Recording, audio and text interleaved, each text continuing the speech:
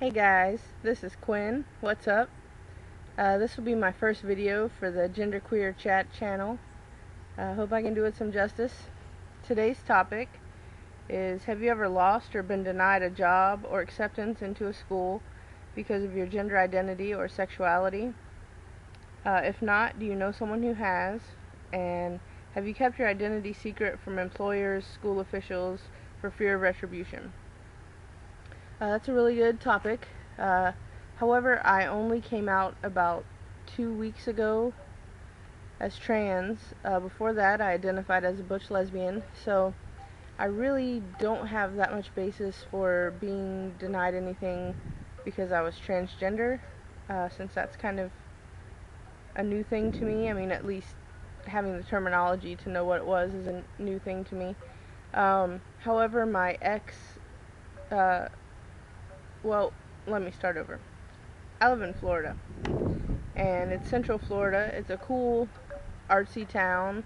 It's Lakeland, actually. I'm not scared to say the city. It's Lakeland, and it has a cool, artsy feel, an eclectic kind of downtown area. It's got a great music scene. I'm a musician, so I enjoy that. But it's also very rednecky, very Bible Belt kind of feeling. They don't sell liquor here on Sunday, so yeah, it's that kind of town. But so my ex, she worked for this car lot doing administrative duties, and like much like all the women I've dated in my life, they don't look typically gay.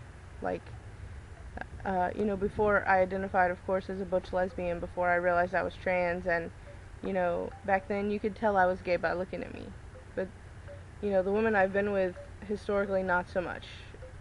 I like really feminine women, and so my ex got fired from the job after I came to pick her up one day, and they saw the pride stickers on my car, and they saw me, how I looked, and oh, magically the next day she didn't have a job.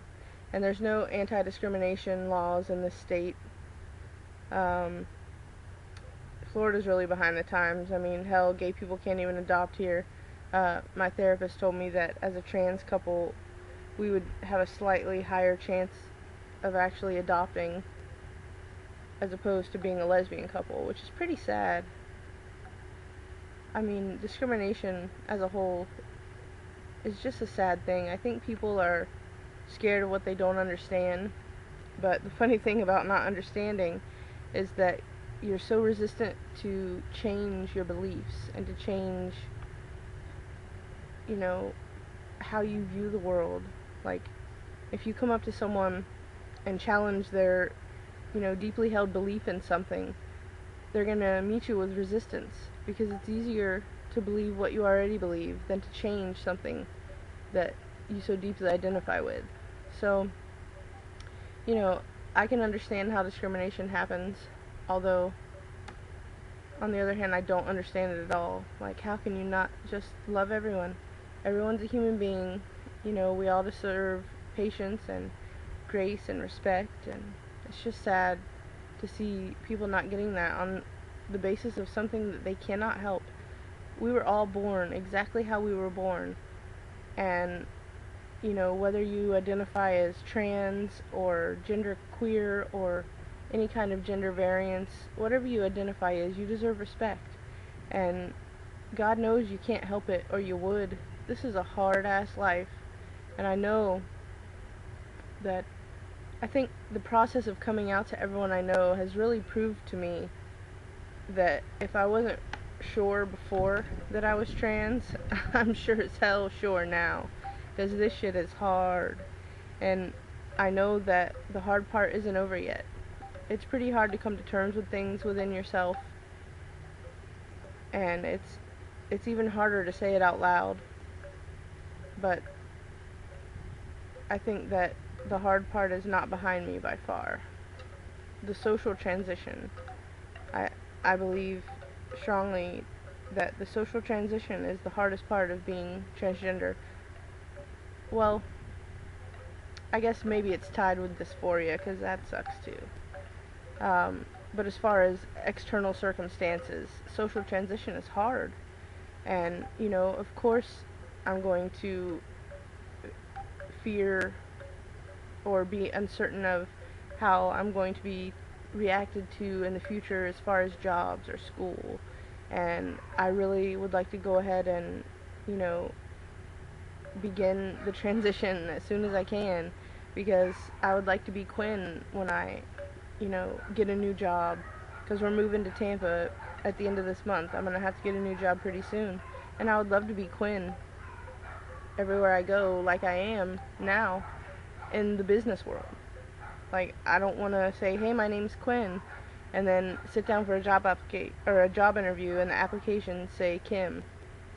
You know, I mean, I already have enough stacked against me in Florida, looking how I do, that, and, you know, all these tattoos. I mean, I'm not doing myself any favors, I guess, but it's hard enough being me and getting a job. So I guess I will dread, you know, job interviews in the future, as I always have, but I think I'll dread them a little bit more now that I'm trans, and, you know, I have to come out before I even tell them my value as an employee. Yeah, so I just wish that people could see everyone as people, and we are all one. We are just the same as each other, because we are born with things that we cannot help. And honestly, as hard as it is, if I could help being born trans, I wouldn't change it. I wouldn't, because it's so rewarding. Like, I am so excited to start this journey and to begin my transition. Sorry, I've kind of rambled off the subject a little bit, but as I had no real, you know, meat to add to the sandwich of this topic, I hope I did the subject some justice. So I'll see you guys next Tuesday. If you have any comments or questions, please message me below, and tune into my private channel, or personal channel rather, called Quinn Within. Thanks for listening, guys. See ya.